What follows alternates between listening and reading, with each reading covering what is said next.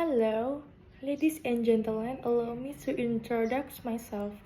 I am Revina Razelifa from class 1C, 2 semester, Faculty of Law, University of Muhammadiyah Pontianak. Today, I would like to discuss a sensational and prominent legal case in our country legal landscape. The case of corruption involving the abuse of authority at PT Timah by Harvey Moise.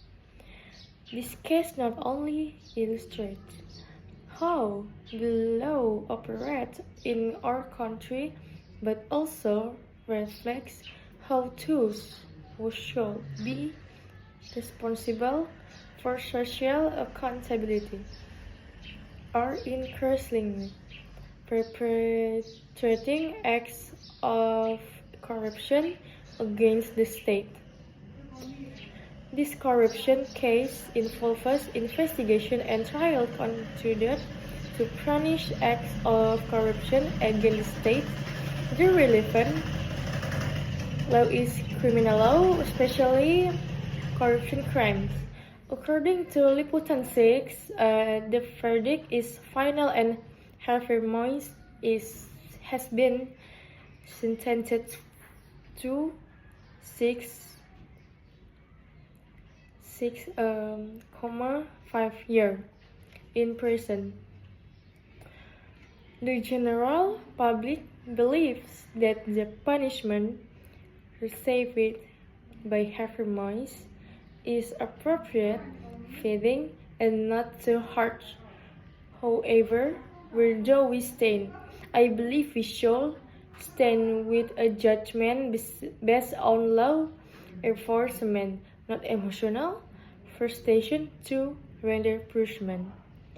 If an increase in the prison time is to assess more or less losses, then longer prison sentences as a deterrent have been adjusted to what is fair and acceptable.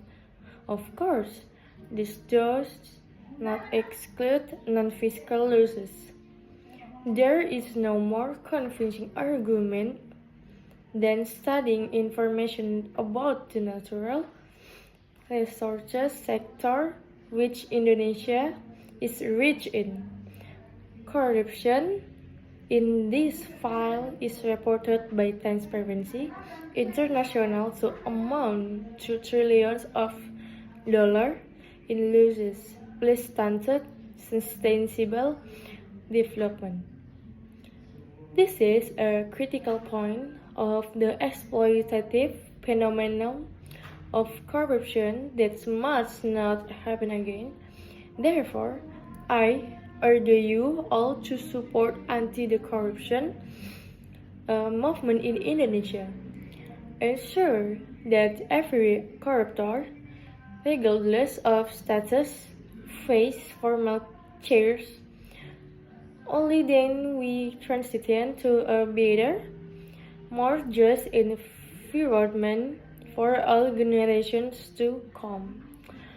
Thanks for your attention and glad to see you.